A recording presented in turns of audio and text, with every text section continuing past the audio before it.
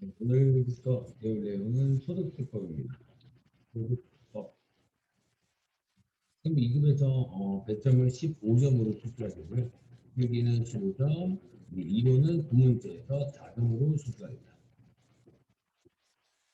그래서 이론은 여러분들도 아시겠지만 어떤 게 나올지 모르잖아요. 근데 실기 같은 경우에는 나오는 게 정해져 있기 때문에 아마 실기는 좀 쉬울 건데 그래도 저희가 뭐 실기만 할 건 아니니까 소득세가 전반적으로 어떤 내용을 갖고 있는지 그런 것부터 볼 테니까요.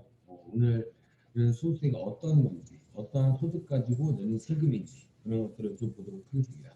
그래서 우선 제가 소득세법의 정의를 먼저 써드릴게요.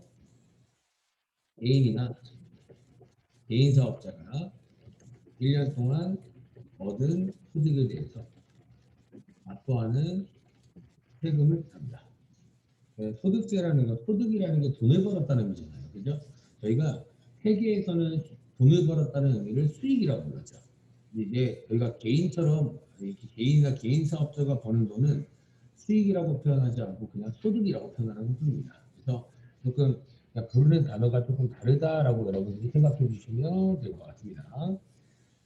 개인이나 개인 사업자가 1년 동안 얻은 소득에 대해서 납부하는 세금이 소득세입니다. 소득세. 그러면 대표적으로 개인이 내는 세금이 연말정산이라고 생각하시면 돼요.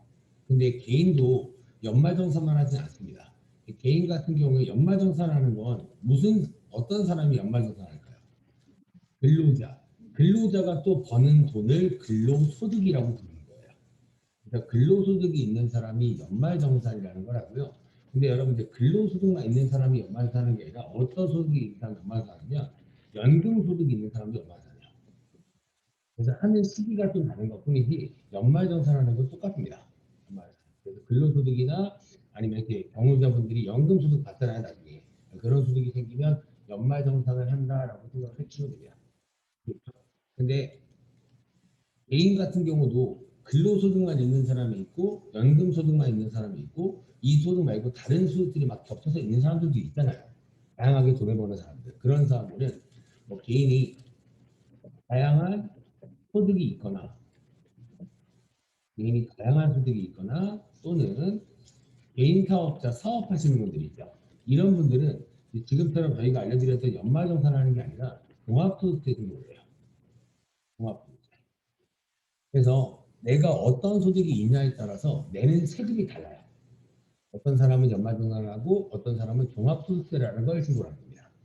아시겠죠? 그래서 대표적으로 개인이 종합소득세 신고하는 사람들은 그런 분들, 보험하시는 분들 있죠. 보험하시는 분들은 근로자라고 보지 않아요. 국가가. 보험하시는 분들이 1년 동안 버는 소득도 종합소득세라는 거예요.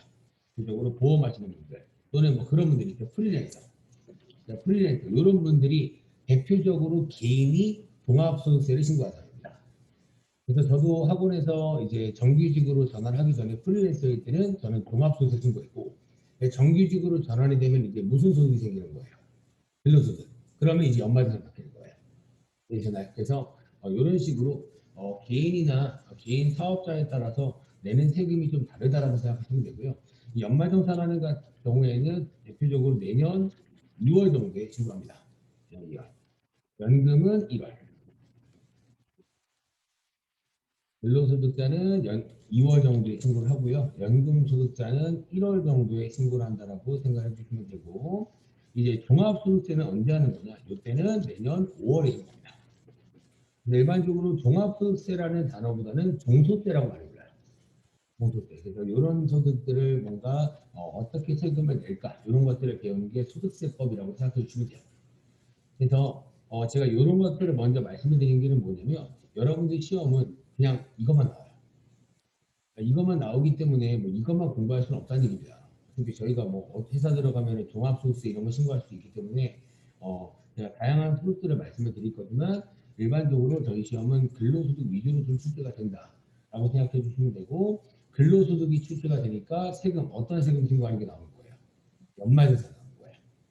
예, 이나요 연말정산이 거의 10점 정도로 출제가 된다라고 생각하시면 됩니다. 아시겠죠? 그래서 우선 이런 소득들 가지고 내는 세금이 소득세다라고 생각을 해주시면 되고 그리고 개인이나 개인 사업자만 있는 게 아니라 좀 큰 기업 있잖아요. 법인 기업 같은 거. 법인 기업도 버는 소득이 있겠죠. 그런 소득자는 법인세를 내는 거예요. 법인세. 아시겠죠? 그런 거라고 생각해 주시면 됩니다. 그래서 이제부터 볼 게 소득세의 특징을 볼 거예요. 소득세라는 세금은 어떠한 특징들을 갖는 세금인가? 이거는 이론 대비라고 생각을 해주시면 되겠습니다. 소득세라는 세금은 어떠한 특징들을 갖고 있는 세금인가? 옛날에 부가세법 공부했을 때도 부가세 특징했었잖아요. 막 소비지급과세였지, 뭐 간접세 막 이런 거 했었을 때 똑같아요. 이론에서 시험 문제가 잘 나오고요. 첫 번째 특징이 직접세라는 특징이 있습니다. 직접세. 직접세라는 건 여러분들 어렵게 생각하지 마시고요. 직접 내가 신고해서 직접 그 돈을 내가 내겠다 이런 뜻이에요. 그래서 이거는 신고하는 주체와 부담하는 주체가 부담 세금을 부담하는 주체가 똑같다. 이거를 직접세 특징이라고 봅니다. 그래서 일반적으로 뭐 소득세를 뭐 실제로 실무적으로 연말정산을 해보고 해도 직접세라는 특징을 갖고 있다라는 걸 모르는 사람들도 많아요. 이런 걸 알아야지만 할 수 있는 게 아니라 일반적으로 연말정산을 국가가 해주는 게 아니라 내가 신고하는 게 맞잖아요. 근데 내가 신고하는데 일반적인 근로자들이 연말정산을 신고할지 잘 모르니까 누가 해주는 거예요? 세계팀 직원들이 해주는 겁니다. 결국에 직접 신고하는 건 맞는 거예요. 그래서 직접 저희가 신고를 해야 되고 연말정산 때 나왔던 세금을 내가 실제로 부담을 해야겠죠. 이런 것들을 직접세라고 부르는 거고 대비되는 게 부가세법에서 간접세라고 불렀습니다. 간접세는 그 물건값의 부가세를 내가 부담하지만 그 부가세를 내가 신고하고 내가 내나요? 아니죠. 사업자가 거기서 대신 신고해준다. 이거 주체가 다르다라고 해서 간접적으로 낸다라고 해서 간접세라고 불렀던 겁니다. 그래서 그냥 조금 시험을 위해서 조금 단어들을 좀 알고 계셔라 좀 말씀을 드린 거고 직접세 이런 단어보다는 그냥 뭔가 내가 신고하고 그에 대한 세금은 내가 부담한다. 이렇게 좀 알고 계시는 게 좀 실무적으로 좋지 않을까 생각합니다. 그리고 두 번째 특징이 뭐가 있냐면 응능과세제도라는 특징이 있습니다. 응능과세제도. 단어들이 조금 어려울 수도 있어요. 세법이다 보니까 단어들이 쉽지는 않을 겁니다. 응능과세제도를 여러분들 뭐라고 부르는 사람도 있냐면 이렇게도 불러요. 부담 능력에 따른 과세다 이렇게 부르는 사람도 있습니다. 부담 능력에 따른 과세.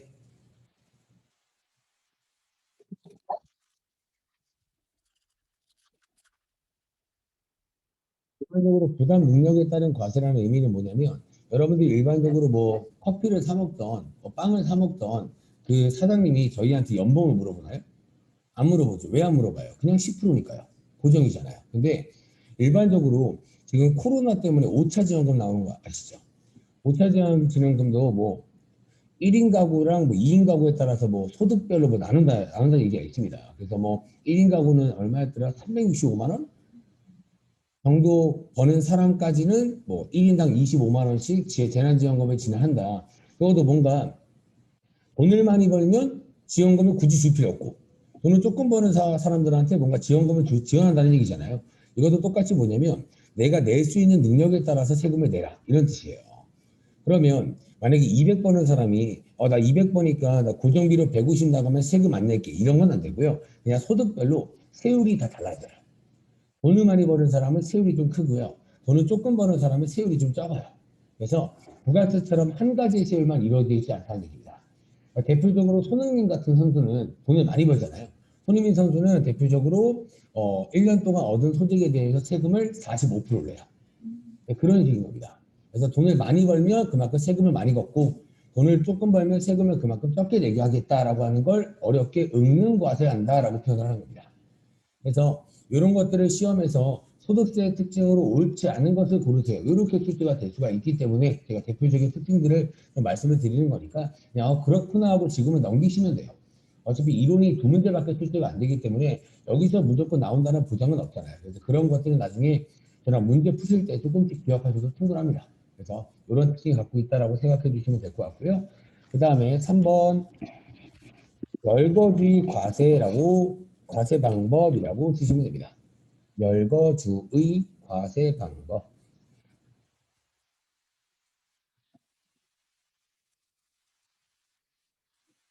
열거주의 과세 방법. 열거돼 있다라는 말이 뭐예요? 뭔가 열거돼 나열돼 있다 이런 의미잖아요. 그래서 일반적으로 네이버 같은 데 쳐도 소득세법 뭐 시행령 이렇게 치면 소득세법에 대한 내용이 쫙 나와요. 그러면 똑같아요. 소득세법 시행령도 다 나오고 법인세법 시행령이라고 쳐도 그 내용이 쫙 나오고 있습니다. 그러면 제가 만약에 소득세법을 한번 볼 거예요. 책을 사든지 네이버를 쳐보든지 한번 할 겁니다. 이걸 왜 제가 쳐보냐면 내가 이렇게 돈을 벌었는데 이 돈은 세금을 내야 되나 안 내야 되나 궁금할 수 있잖아요. 대표적으로 뭐 그런 거죠. 내가 만약에 뭐 지나가다가 돈을 주었는데 이 돈을 얻었을 때 세금을 내야 되나 안 내야 되나 궁금할 수 있잖아요. 일반적으로 세금 낼까 안 낼까요? 안 내겠죠. 그거 돈을 벌어서 나 소득 생겼어 하고 세금 신고하는 바보는 없잖아요. 그래서 소득세 열거주의 과세방법이라는 거 뭐냐면 소득세법에 열거돼 있는 소득만을 과세하겠다는 뜻입니다. 그러면 소득세법에 열거가 되어 있지 않습니다. 그러면 그런 소득은 세금을 낼 필요 있어요 없어요? 없다는 뜻이에요. 이해되시나요? 근데 요거도 여러분들 그냥 저희가 그냥 특징들을 보기 때문에 그냥 여러분들한테 말씀을 드린 거지 원래 실제로 소득세법에 그런 것도 있어요. 뭐 돈을 줬거나 유실물을 습득해가지고 만약 핸드폰 줘가지고 찾아주면 막 5만 원 받잖아요. 원래 그 소득도 세금을 신고하는 게 맞아요. 맞는데 암묵적으로 그냥 안 하는 것 뿐이잖아요. 그렇죠? 하지만 저희 세법에서는 야, 돈 꽁돈 생기면 세금 내지 마 이렇게 써놓을 수는 없으니까 다 써놓긴 했지만 혹시나 그 써놓은 것들 중에서도 만약에 네가 이렇게 돈을 벌었는데 소득세법에 안 써 있다. 그러면 그 소득은 세금을 낼 필요 없다. 이런 뜻이야. 그래서 나열되어 있는 열거되어 있는 소득만 과세를 하면 된다. 세금을 내면 된다. 이런 뜻인 겁니다. 근데 중요한 게 뭐냐면 단 이자로 버는 것들이 있어. 이자로 벌거나 또는 배당 소득 같은 거. 배당 소득은 어떨 때 받는 거예요? 뭔가 주식 따가지고 뭔가 고맙다고 용돈 받는 거 그게 배당이라고 했잖아요. 이 돈들은 소득세법에 열거돼 있지 않더라도 반드시 세금을 내야 됩니다. 그래서 제가 이자로 돈을 벌었습니다. 세금을 낼까 말까 고민해야 안 해요. 할 필요 없다는 얘기입니다. 무조건 내야 되는 거예요. 이제는 이런 것들을 뭐라 부르냐? 유형별 포괄주의 과세다라고 합니다. 유형별 포괄주의 과세 방식. 유형별 포괄주의 과세라는 건 뭐라고요? 열거되어 있지 않더라도 그 돈이 벌었을 때 무조건 세금을 부과한다. 이런 것들을 유형별 포괄주의 과세다라고 생각을 해주시면 되겠습니다. 그래서 단어들이 조금 어렵긴 하죠. 단어가 길고 하지만 아직은 뭐 외울 필요까지는 없습니다. 아직은 외울 필요까지는 없으니까 그냥 이런 특징들을 갖고 있구나. 결국에 그냥 소득이 생기면 세금을 내는 게 맞아요. 맞으니까 그냥 그렇게만 여러분들이 생각을 해주시면 되겠습니다. 그 다음에 네 번째 특징이요. 네 번째 특징 개인 단위 과세제도.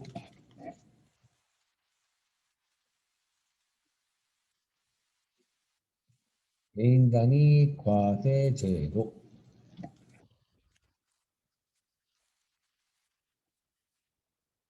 이거는 뭐냐면 일반적으로 이제 4인 가구가 있고 뭐 2인 가구가 있고 막 이러잖아요, 여러분들. 그렇다 치면 일반적으로 만약에 저희 가족 같은 경우에는 아버지, 어머니, 저 누나가 있는데 저희 다 4명 다 돈을 벌거든요. 다 일을 하고 있는데 4명의 돈을 벌 때 4명의 돈을 다 합산해서 세금을 신고할까요? 다 따로따로 할까요? 다 따로따로 하잖아요. 합산은 왜 안 돼? 합산하면 소득이 커지니까 세율이 왕창 커질 거 아니에요. 그래서 요거는 뭐냐면 모든 개인의 소득을 다른 소득과 다른 사람의 소득과 합산하지 않는다. 이런 의미라고 생각하시면 돼요. 개인의 소득과 다른 사람의 소득을 합산하지 않는다. 그래서 뭐 저희 시험도 뭐 그런 식으로 출제합니다. 부부의 소득은 합산할 수 있다. 그런 건 틀린 말이고요. 부부의 소득이든 자녀의 소득이든 반드시 세금 소득을 합산하면 안 되고요. 그 다음에 여기다 또 써보면 인적공제라는 게 있습니다. 인적공제.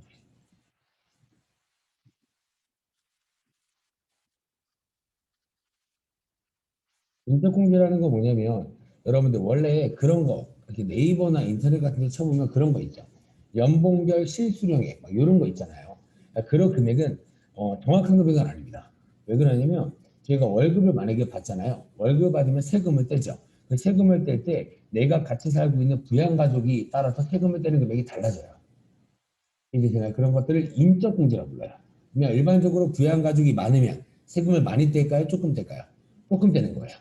그럼 저는 1인 가구이기 때문에 많이 떼겠죠. 이런 것들을 그냥 인적 공개다라고 생각해 주시면 됩니다. 아시겠죠? 이런 게 네 번째 특징이고요. 그 다음에 다섯 번째, 제가 아까 말씀드렸지만 저희 소득세법에서는 여러분들 세금을 한 가지밖에 없다 그래서 세율이 다양하다고 했어요. 다양하다라고 했죠. 그래서 소득세법은 여러분들 몇 단계의 세율로 이루어지냐면 8단계의 세율, 8단계의 세율로 세금을 부과를 하고 있습니다. 8단계. 이 8단계의 세율은 똑같아요. 예. 연말정산, 종합세 똑같아요. 아시겠죠? 이 세율은 조금 중요하긴 한데 이 세율을 외우는 사람은 없습니다. 굳이 외울 필요까지는 없어요. 어차피 저희가 옛날에 할 때는 진짜 손으로 계산했지만 지금은 연봉을 딱 집어넣으면 그냥 프로그램에서 알아서 계산해주기 때문에 여러분들이 외우실 필요까지는 없어요. 근데 하지만 여러분들은 최소한 소득세법에서는 10단계의 세율 가지고 세금을 부과한다 라고는 여러분들이 좀 알고 계셔야 되고요. 이게 세율표예요. 이게 세율표거든요. 지금 뭐 1200만 원 이하일 때는 몇 프로대인데요? 6% 내란 얘기예요. 그 다음에 5억 원 넘으면 몇 프로대인데요? 42%. 근데 세금이 너무 42% 너무 크죠. 그래서 이런 것들을 그냥 빼준다라고 생각하시면 돼요. 그래서 여기 있는 금액들을 뭐라 부르냐면 누진공제라 불러요. 세율이 커지면 커질수록 조금 공제를 좀 해준다라고 생각해 주시면 돼요. 아시겠죠? 근데 지금 보니까 제가 지금 써놓은 건 여러분들 몇 단계예요? 둘, 셋, 넷, 다, 여, 7개밖에 없죠. 그래서 2021년도에 한 가지의 세율이 더 생긴 거예요. 아까 손흥민 선수 같은 경우에는 몇 프로 낸다고 했죠? 45%. 그래서 여기 구간에서 45%가 생겼습니다. 45%에서 여기다가 써놓을게요. 근데 요거는 어차피 제 카페 가면 이 파일이 있어요. 제 카페 파일이 있으니까 요거는 뭐 굳이 쓰실 필요까지는 없고 8단계 세율이 있다라고만 여러분들 생각하시고 그리고 요거도 제가 수업을 하고 이 자료는 제가 바로 카페에 올려드리겠습니다. 그거 보시면서 하시면 될 것 같고요. 그래서 이제 몇 개가 생겼냐 이렇게 10억 원 초과 버는 사람 요 금액이 생겼어요. 10억 원 초과. 그 사람은 과세표준에다가 곱하기 45%. 그 다음에 여기도 여러분들 누진공제 들어가야 될 거 아니에요. 세율이 더 커졌으니까. 여기서 얼마 빼주냐면 6,540만 원의 누진공제를 해드리겠습니다. 그래서 그러면 10억 원 만약에 10억 원 넘게 버는 사람은 이 추가 세율이 생겼을 때 좋을까요? 안 좋을까요? 안 좋겠죠. 당연히 세율이 더 커졌는데. 아시겠죠? 그래서 일반적으로 요 정도라고 생각하시고 여러분들이 봤을 때 지금 제가 여기에 과세표준이라고 써놨죠. 여러분들 모든 세법은 항상 과세표준 금액을 구해야 그 다음에 뭘 곱해요? 세율을 곱하는 구조예요. 그러면 저희가 얘기했던 건 소득이죠. 맞아요? 아까 뭐 근로소득, 연금소득, 뭐 종합소득세 막 이렇게 얘기했잖아요. 그러면 소득에서 뭔가 소득공제라는 걸 해주거든요. 이 소득공제가 뭔지는 제가 설명을 드릴 겁니다. 그래서 일반적으로 이렇게 생각하시면 돼요. 소득은 번 돈이죠. 소득공제는 쓴 돈이라고 생각하시면 돼요. 아시겠죠? 일반적으로 회계에서도 수익이 있으면 뭐를 빼줘요? 비용을 빼주잖아요. 그거랑 똑같다고 생각하시면 되고요. 소득에서 소득공제를 빼면 뭐가 나오냐면 소득 금액이라는 게 나와요. 그러면 이렇게 생각하시면 돼요. 소득이랑 소득 금액은 금액이 똑같을까요? 다를까요? 분명히 다르겠죠. 뭔가 쓴 돈들을 빼준다라고 했으니까. 이해되시나요? 그래서 번 돈에서 쓴 돈을 빼면 순이익이 나온다. 이런 구조라고 생각을 해주시면 됩니다. 아시겠죠? 이 소득 금액이 나온 다음에 또 뭐 해주냐면 또 소득공제를 또 해줘요. 소득공제는 몇 번 들어가요? 2번 들어가죠. 이 소득공제를 많이 받으면 좋을까요? 안 좋을까요? 좋은 겁니다. 왜 그러냐면 소득공제를 또 빼면 뭐가 나오냐면 이제 과세표준이 나오는 거예요. 그러면 내가 번 돈 가지고 세율을 계산하는 거예요? 아니면 지금 뺄 거 다 빼고 과세표준 가지고 세율 계산하는 거예요? 과세표준 가지고 하는 거죠. 그래서 이 금액들을 최대한 많이 받아야 되는 겁니다. 그래서 돈을 많이 번다고 세금을 많이 내는 것도 맞긴 하지만 이 소득공제를 많이 받으면 그만큼 세금을 조금 낼 수도 있는 거예요. 이해되시나요? 그래서 5억을 버는 사람이랑 10억을 버는 사람은 분명히 세율은 다르잖아요. 근데 10억을 버는 사람이 세금을 더 조금 낼 수 있다는 얘기예요. 뭐를 많이 받으면요? 소득공제. 이 소득공제를 뭐 어떤 항목들을 돈을 써서 받을 수 있을까라고 배우는 게 소득세법이고 이거를 몰라도 되는 게 시험인 거예요. 이해되시나요? 그래서 제가 나중에 이 계산구도 써드리면서 소득공제 받을 수 있는 것들이 어떤 것들이 있나 제가 말씀을 드릴 거니까 이런 것들 나중에 여러분들이 캐치해 주시면 됩니다. 그래서 일반적으로 소득공제는 많이 받으면 좋아요, 안 좋아요? 좋은 겁니다. 소득공제는 많이 빼지니까 많이 받을수록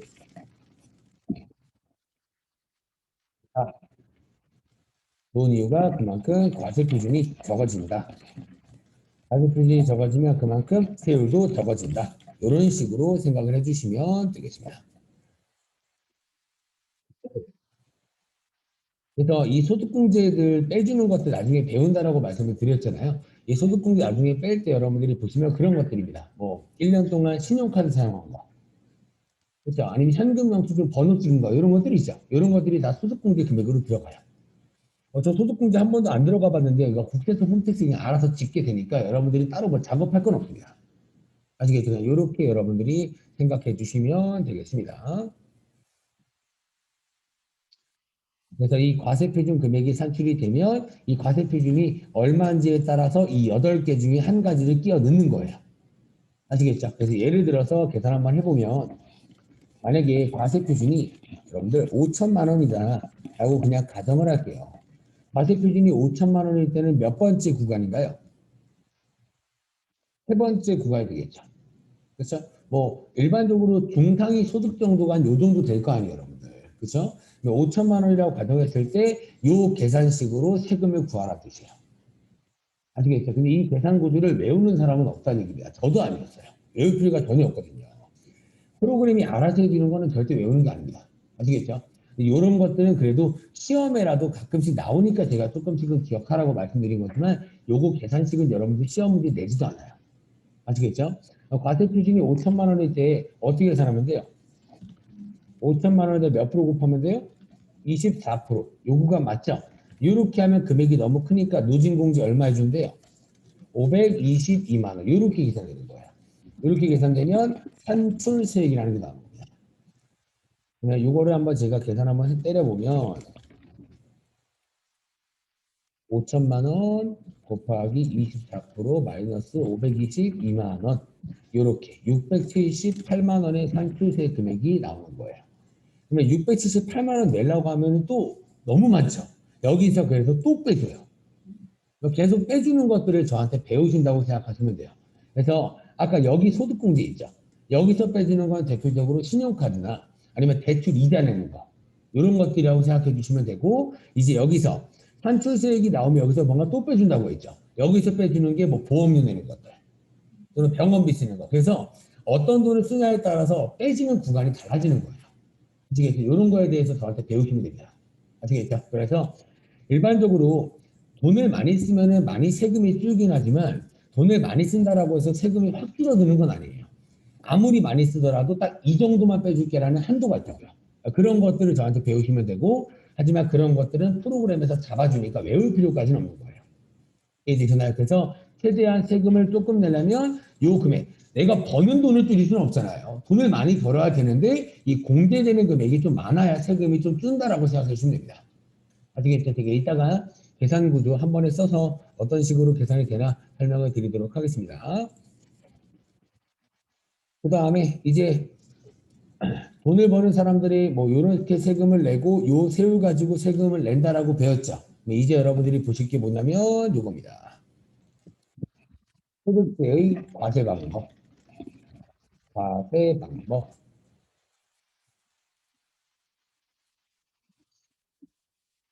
소득세 과세 방법이라는 건 돈을 벌었을 때 세금을 어떻게 낼 거냐 이런 뜻인데요. 대표적으로 그렇게 한번 해보죠. 일반 근로자 있죠. 일반 근로자, 저처럼 근로하는 사람을 상용 근로자라고 부르거든요. 저처럼 일반 근로하는 사람들. 근데 상용 근로자 말고 하루하루 일하는 사람은 뭐라 불러요? 일용 근로자라고 부르죠. 그러면 둘 다 근로자이기 때문에 돈을 버는 게 근로소득이 맞잖아요. 근데 여러분들 둘 중에 세금 신고를 안 하는 사람은 누굴까요? 일용 근로자. 그런 과세 방법을 배우는 거예요.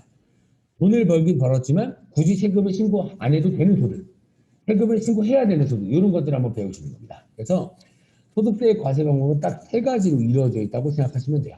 딱 세 가지의 방법으로 세금을 냅니다.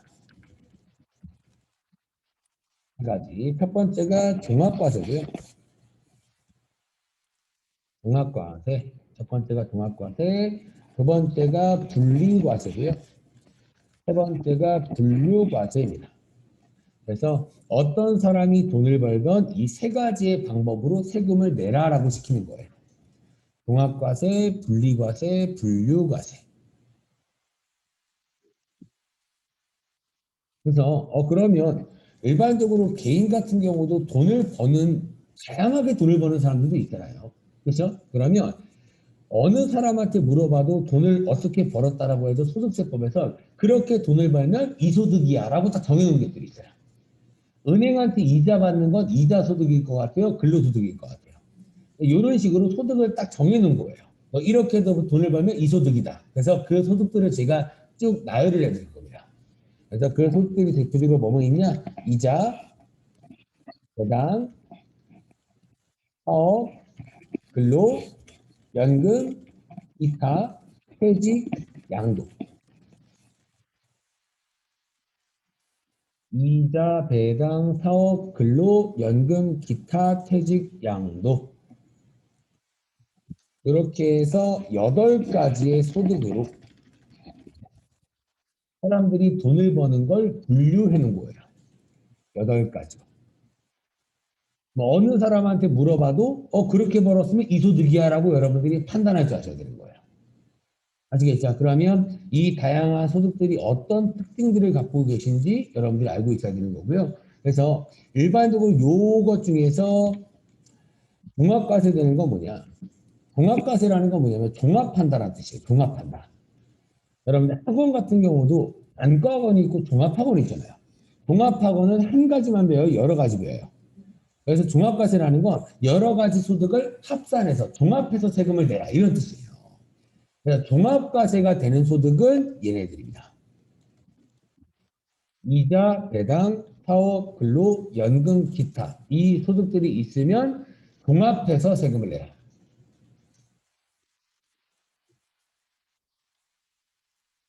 2배사 근년기 이렇게 기억하거든요. 사람들이 2배사 근년기 앞자리 따서 2배사 근년기 이렇게 기억을 하고 있습니다. 그러면 이제 이렇게 제가 설명을 하면 학생들이 뭐 어떤 걸 물어보냐면 저 일반적으로 회사 다녀서 근로소득이 있겠죠. 근데 저 이번에 적금 만기돼 가지고 저 이번엔 이자도 받았는데요 라고 할 수 있잖아요. 저를 사례를 들면 제가 올해 11월에 이자가 적금이 만기거든요. 그래서 이자 받을 거 아니에요. 저 근로는 이미 받고 있었죠. 이자가 생겼죠. 근데 저는 종합과세 할 필요는 없습니다. 합산할 필요는 없답니다. 이게 무슨 말이냐면 요렇게 요 소득들을 다 있으면 합산해서 세금을 내라는 거 맞는데 각 소득별로 이 금액이 얼마가 넘으면 합산해라.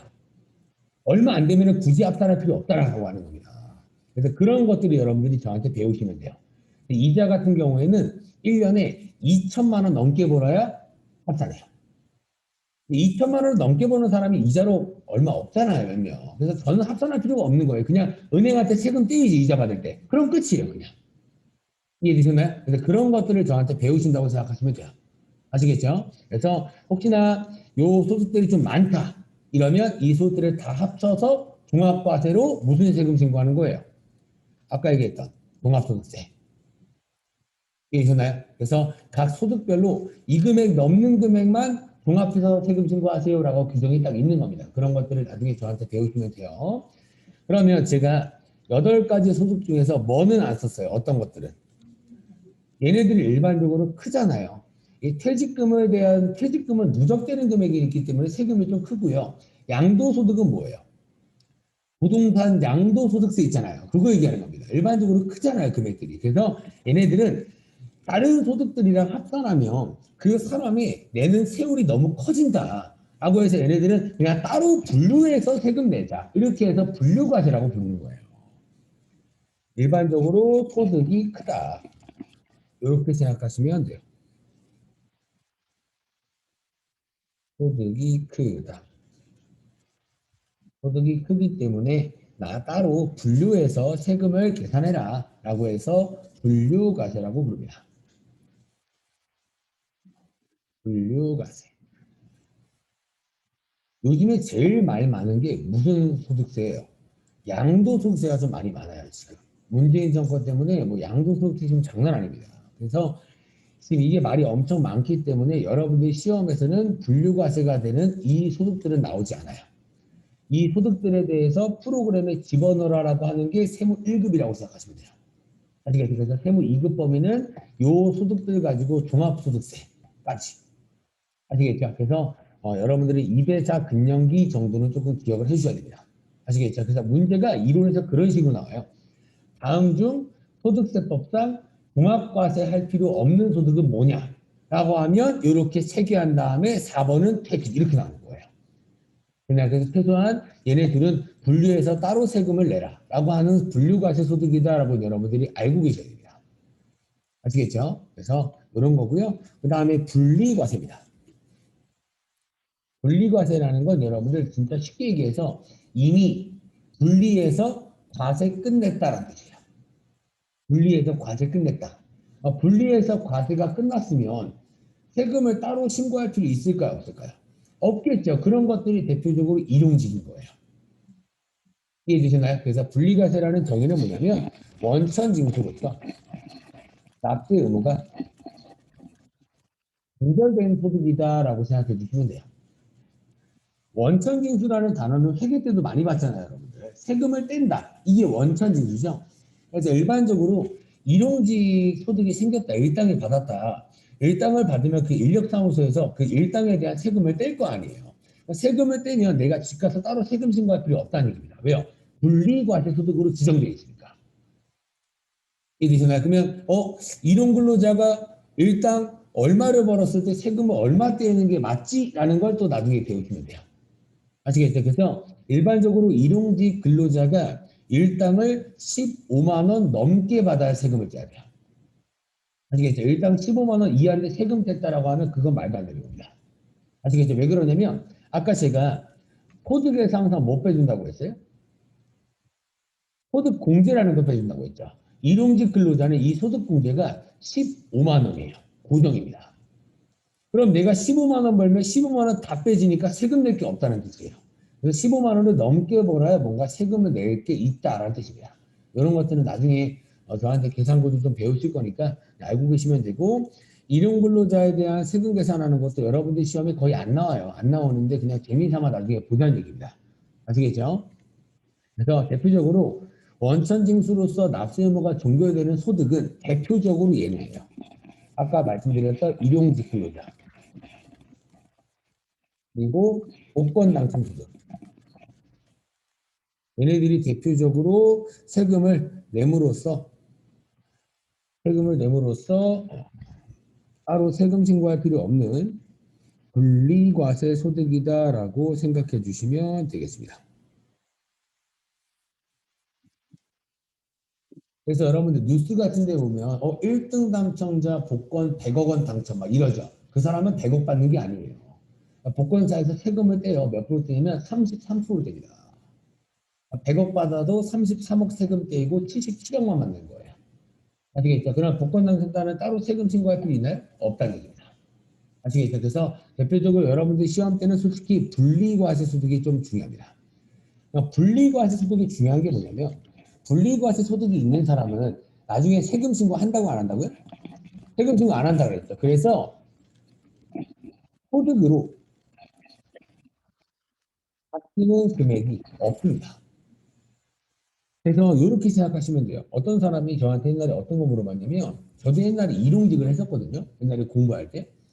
공부할 때 이제 알바로는 조금 힘들어서 제가 막 일용직 하면서 돈을 벌면서 공부를 했었는데 그 일용직 아저씨들이 저한테 맨날 물어본 게 야, 나 일용직으로 하루에 15만 원씩 13만 원씩 번다.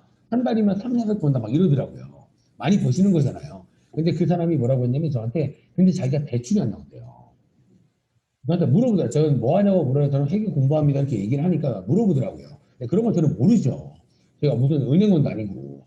근데 대충 일용직 소득은 세금 신고하는 소득이 없기 때문에 소득으로 잡히는 게 없다라고는 제가 알고 있을 거 아니에요. 그렇게 얘기하니까 이제 알아보는 겁니다. 그래서 일용직 근로자는 그만큼 대출이 안 나오는 거예요. 돈을 좀 많이 벌어도. 이해되시나요? 그래서 일반적으로 내가 버는 돈이 소득으로 다 잡히는 소득이 4대 보험 때는 소득인 거예요. 그래서 4대 보험 때문에 대출이 좀 많이 나온다라는 소리가 많이 들리는 겁니다. 그래서 소득으로 잡히는 금액이 없다라는 건 여러분들이 반드시 알고 계셔야 되고요. 이거를 제가 왜 기억하라고 하냐면 나중에 여러분들 제가 중요한 게 이 공제들이 좀 중요하다라고 했잖아요. 공제를 많이 받으면 좋다고 했어요? 안 좋다고 했어요? 이 공제를 받으려면 여러분들 소득 조건이라는 게 있어요. 돈을 많이 벌면 공제를 안 해주는 것들이 많다고요. 이해되시나요? 그러면 일용직 근로자가 1년 동안 1억 벌었습니다. 공제 해줄까 안 해줄까요? 해주는 거예요. 소득을 안 잡히니까. 이해되시나요? 소득을 안 잡히니까 해주는 겁니다. 국가에서 얘는 돈을 1억 벌어도 소득으로 잡히는 금액이 없으니까 공제를 왜 해주는 거예요. 그래서 그런 소득 조건을 나중에 저한테 배우셔야 되기 때문에 이 분리과세 소득은 소득 금액으로 잡히는 금액이 없다를 꼭 기억해 주셔야 됩니다. 이해가 되셨나요? 그래서 막 그런 것도 있어요, 여러분들. 일반적으로 만약에 부양하는 가족이 많잖아요. 부양하는 가족이 많으면 세금이 많이 줄거든요. 부양가족 한 명당 150만 원의 소득공제해줘요. 여기서 여러분들 여기서 150만 원 들어가는 거예요. 엄청 크잖아요. 본인이랑 뭐 배우자만 해도 300만 원이잖아요. 그렇죠? 근데 배우자 같은 경우에 이렇게 150만 원의 공제를 받으려면 조건이 있는 거예요. 만약에 배우자가 그냥 근로자다. 그럼 얘는 연봉을 500 넘게 벌면 안 돼요. 그런 소득 조건들이 있다는 얘기입니다. 그냥 보세요. 배우자가 근로자고요. 연봉이 800이에요. 그거랑 근로자가 일용직입니다. 일용직을 하고 연봉이 1억입니다. 저희가 봤을 때는 일용직 1억이 많이 버는 거예요. 그냥 연봉 800이 많이 버는 거예요. 일용직 1억이죠. 근데 국가 입장에서는 일용직은 소득이 안 잡히니까 돈을 못 번다고 생각하는 거예요. 그러면 일용직 1억인 배우자가 있을 때는 150만 원의 공제를 해주는 겁니다. 근데 연봉 800이면 안 해주는 거예요. 500이 나오니까. 그런 소득 조건들을 나중에 배우셔야 돼요. 아시겠죠? 그래서 여러분들이 가장 중요한 게 이 분리과세 소득이 굉장히 중요한 겁니다. 여러분들 시험 때는. 시험 때도 중요하고 나중에 이제 직원들 연말정산 해줄 때도 굉장히 중요하겠죠. 그래서 이 분리과세 소득은 나중에 세금 신고할 필요 없는 소득이고 세금 신고하지 않기 때문에 소득으로 잡히는 금액도 없다. 그게 대표적으로 저희 시험 때 나오는 게 이래 드린 거예요. 이해되셨나요? 뭐 이런 것들 말고도 많아요. 뭐도 있냐면 뭐 그런 것도 있습니다. 뭐 승마 있죠, 승마. 승마에 돈 걸어서 받는 거 있죠. 그런 것도 여러분 소득으로 안 잡혀요. 그래서 굉장히 다양하지만 여러분들 시험 때는 승마 이런 거 약간 도박성이 있잖아요. 그래서 대표적으로 이 두 개 가지고 좀 많이 얘기를 할 겁니다. 이 두 개 말고도 제가 나중에 이제 소득 몇 가지 이렇게 소득 얘기하면서 이런 것들도 분리과세입니다라고 말씀을 드릴 거예요. 그러니까 여러분들은 따로 공책 같은 경우에 분리과세 소득이라고 써놓고 그냥 제가 말씀드린 거 나중에 하나씩 이렇게 하나씩 적어보시는 것도 나쁘지 않습니다. 제가 다른 소득 중에서 여기 이자에서도 분리과세 소득이 있고 배당에서도 분리과세 소득이 있어요. 각각 다 있는데 대표적으로 여러분들 시험 문제에 나오는 건 이 전체 소득 중 얘네만 나온다고 생각하시면 돼요. 근데 이론에서 다음 중 분리과세 소득이 아닌 것을 고르세요. 그렇게 나올 수도 있으니까 제가 이자 소득은 뭐 이런 겁니다 하면서 이 소득은 분리과세가 돼요 라고 말씀드린 건 따로 적어놓으시는 게 조금 좋다는 얘기입니다. 아시겠죠? 그래서 그런 식으로 좀 출제가 된다. 그런 식으로 세금을 좀 줄인다라고 여러분들이 알고 계시면 충분할 것 같습니다. 그 다음 파트요. 그 다음 파트 이제 납세 의무자입니다. 납세 의무자. 여러분 이 소득세를 납세하는 사람들은 누구예요? 이거 세금 내는 사람 누구예요? 저희잖아요, 저희. 우리나라 사람이죠. 근데 여러분들 외국 사람이 버는 돈을 저희가 세금 거둘까 안 거둘까요? 안 걷겠죠. 근데 외국 사람이 우리나라 와서 벌면 내야 돼요. 이해가 되시나요? 뭐 지네 나라에서 버는 거는 우리는 신경 쓰면 안 되죠. 근데 요즘 외국인 근로자들도 엄청 많잖아요. 그 사람들이 우리나라 돈을 벌면 세금을 내야 되는 겁니다. 이해되셨나요? 그래서 원래 저희가 대한민국 사람, 외국 사람 이렇게 부르죠. 이제 소득세법에서는 그렇게 부르지는 않고요. 이렇게 부릅니다. 거주자, 비거주자 이렇게 불러요. 부르는 단어가 조금 다르다라고 생각하시면 돼요. 이 부르는 단어가 다른 게 뭐예요? 우리나라 사람의 소득만 세금을 내게 하진 않을 거잖아요. 외국인도 우리나라에 와서 돈을 벌면 세금을 내게 할 거니까. 그래서 단어가 좀 다르다고 생각하시면 되고요. 이 거주자라고 분류되는 사람은 이렇게 할 수 있잖아요. 외국인이 하루 와가지고 우리나라에서 일당 뛰고 갈 수 있죠. 아니면 우리나라에 아예 살면서 돈을 벌 수도 있고. 그래서 거주자로 분류되는 사람은 어떤 사람들이냐? 1년 동안 우리 365일이죠. 1년 중에 183일 이상 국내에 거소를 한 얘를 거주자라고 합니다. 183일이면 그냥 쉽게 기억해서 6개월이라고 생각하시면 되죠. 그렇죠? 그래서 우리 회사, 우리 나라 들어와서 1년 동안 6개월 이상 소득이 생겼다. 그럼 우리나라 사람으로 보고 똑같이 세금을 걷겠다. 이런 뜻인 거예요. 이해되시나요? 그러면 거주자라고 분류되는 사람은 무조건 우리나라 사람만 있을까요? 그건 아니겠죠. 외국 사람도 여러분들 우리나라에 사는 사람 많잖아요, 여러분들. 뭐 연예인으로 치면 샘 해밍턴인가 그 사람. 그런 사람도 거주자인 거예요. 해법부터. 그 사람도 우리나라에서 돈 많이 벌죠. 당연히 세금을 낸다는 뜻입니다. 샘 해밍턴은 우리가 봤을 때 외국인이지만 세금 구조로 보면 그 사람은 거주자로 본다는 얘기예요. 거주자. 이해가 되셨나요? 됐어요? 그래서 이렇게 생각해 주시면 되고요. 그래서 이 거주자랑 비거주자는 다른 게 뭐냐면, 그러니까 비거주자는 183일 이상 안 산 사람일 거 아니에요, 그냥. 다른 게 뭐냐면, 이 거주자는 국내, 국외 소득에 대해서 모두 다 세금을 내라고 합니다. 국내, 국외 소득에 대해서 모두 다 세금을 내라고 합니다.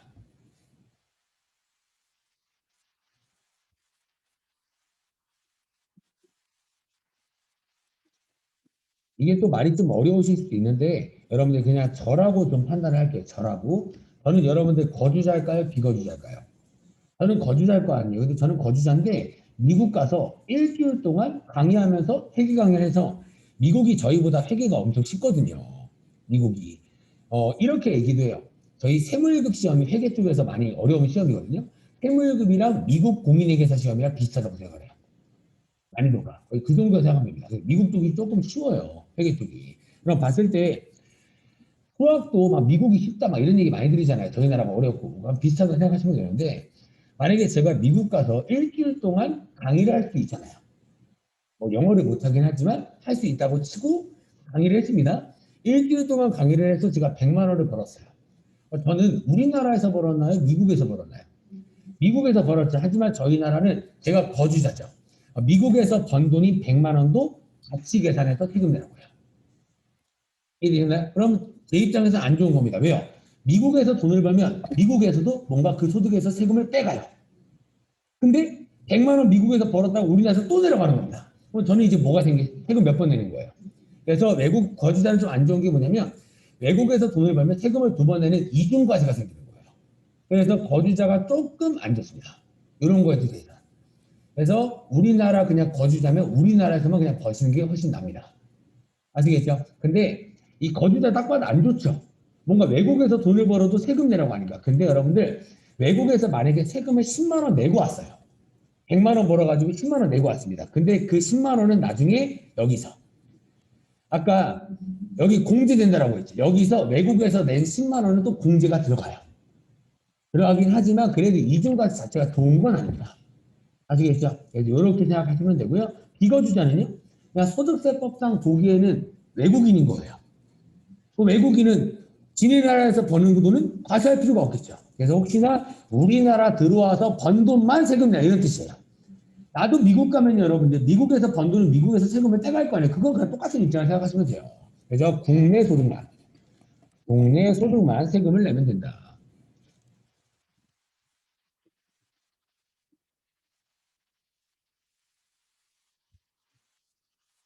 네, 그래서 거주자랑 비거주자랑 뭔가 소득세에 대한 규정이 조금 다르다라고 생각하시면 돼요. 네, 이 거주자, 비거주자가 이제 회사로 가면 내국법인, 외국법인으로 바뀌는 거예요. 이해가 되셨나요? 그런 식으로 생각해 주시면 됩니다. 그러면 삼성 있죠. 삼성은 거주자인가요? 삼성은 회사니까 이제 내국 법인이라고 하는 거예요. 국내 법인, 국내 기업. 됐나요? 그러니까 삼성도 우리나라에서만 돈을 벌어요? 외국에서도 돈을 벌어요?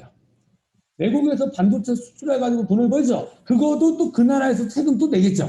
근데 우리나라에서도 또 세금 또 내야 되는 겁니다. 그러니까 내국법인도 또 이중과세가 발생하는 거예요. 이해되셨나요? 그래서 그냥 그런 식의 세금을 낸다라고 생각해 주시면 됩니다. 아시겠죠?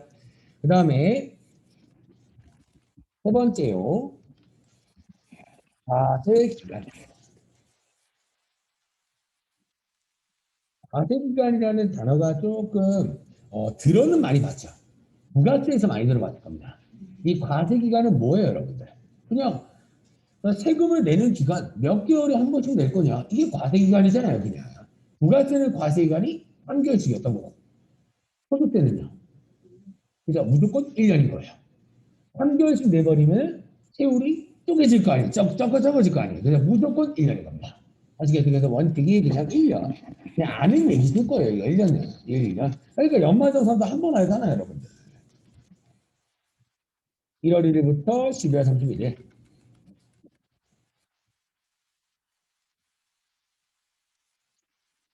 근데 예외 사항이 있습니다.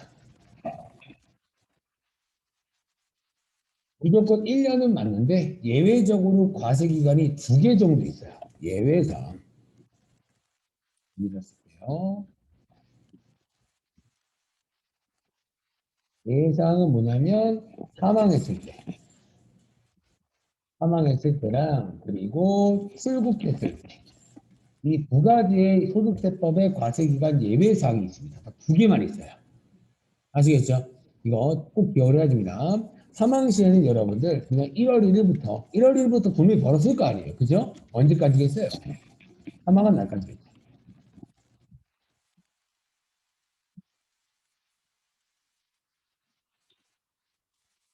그러면 사망한 사람한테 여러분들 세금 내세요라고 할 수는 없겠죠. 그래서 사망할 때는 여러분들 그 직계 있잖아요. 직계. 가족들. 그 사람한테 세금 내라고 하는 거예요. 아시겠죠? 그래서 그냥 원칙은 1년이지만 사망했을 때는 사망한 날까지의 소득 가지고 세금을 내게 하는 거구나. 그런 식으로 생각해 주시면 됩니다. 그리고 출국. 출국이라는 건 여러분들과 단순히 막 놀러 가는 거 얘기하는 거 아닙니다. 자, 외국에서 살목적으로 가는 사람들 있잖아요. 그래서 이런 사람들은 1월 1일부터 출국한 날까지겠죠. 왜요? 출국한 이후로 우리나라에서 돈을 벌어요, 안 벌어요? 안 벌잖아요. 그래서 출국한 날, 이 출국한 날까지에 대한 소득이 있죠. 이 세금을 출국일 전날까지 세금을 내고 가라고요. 왜 외국 가버리면 찾기 힘들잖아요. 그래서 전날까지 세금 내라. 이런 규정이라고 생각해 주시면 돼요. 되나요? 근데 여러분들이 시험 문제 정말 잘 나오는 얘기가 이거 엄청 헷갈리거든요. 폐업. 폐업시는 과세 기간에 영향을 미치지 않는다. 이거 꼭 기억을 해주셔야 됩니다. 이게 중요합니다. 폐업했다는 건 여러분들 사업자예요, 개인이에요. 그러니까 사업자가 폐업해서 이제 뭐가 되는 거예요? 개인이 되는 거 맞나요? 그렇죠? 여러분들 왜 사업자가 폐업하는 건 과세기간에 영향을 미치지 않을까요? 폐업한 다음에 그 뒤에 돈 안 벌 건가요? 개인이 돼서라도 회사 들어가서 돈을 벌 수 있잖아요. 그렇죠? 그래서 모든 소득을 합산해서 과세하기 때문에 항상 이런 식으로 생각하시면 돼요. 1월 1일 날 사업하다가 8월 1일 날 폐업 신고했습니다. 되나요? 폐업 신고했고요. 저 9월 1일부터 이제 근로자입니다. 이때까지는 사업자였을 거고 이때는 뭐예요? 그러면 이때 사업자일 때 소득 가지고 세금 한 번 내고 근로자일 때 소득 가지고 세금 한 번 낼까요? 아니면 합치라고 할까요? 합치라고 하겠죠. 그래서 폐업은 과세가 영향을 미치지 않는다고 하는 겁니다. 폐업하더라도 뒤에 돈을 벌 거니까. 이해되셨나요? 근데 사업자일 때 돈을 벌었을 때는 무슨 소득일까요? 그냥 사업소득이죠. 근로자일 때는요. 근로소득. 요거겠죠. 그러면 소득이 두 가지가 생겼죠. 그러니까 종합소득세를 신고해야 되는 거예요. 됐나요? 제가 소득이 두 개가 겹칠 때는 종합소득이다. 그래서 종합소득세를 내년 5월에 세금 신고를 해주시면 되겠습니다.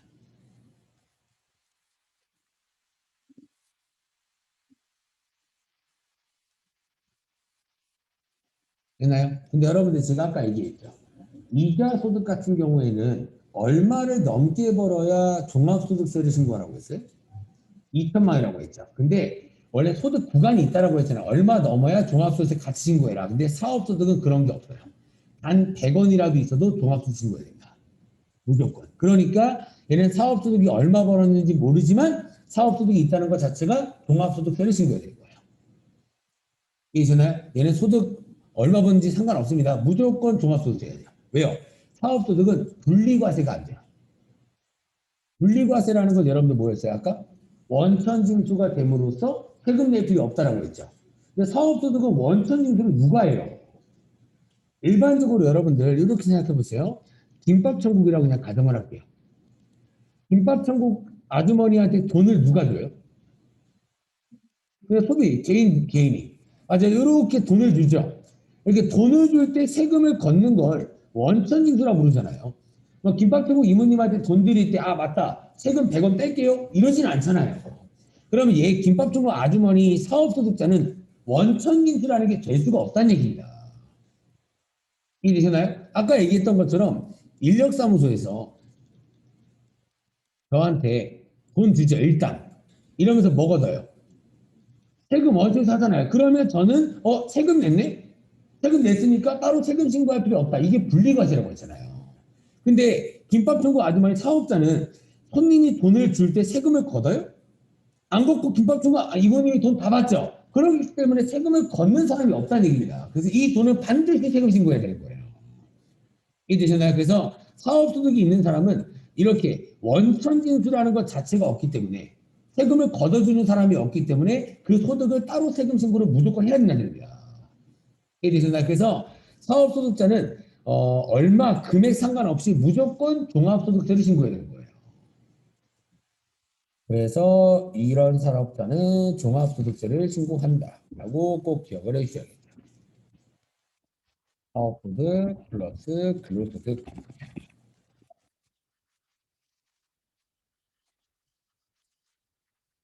종합소득세 신고 이렇게 생각해 주시면 되겠습니다. 네, 여기까지가 소득세의 기본적인 특징이라고 생각하시면 됩니다. 아시겠죠? 여기가 기본적인 특징입니다.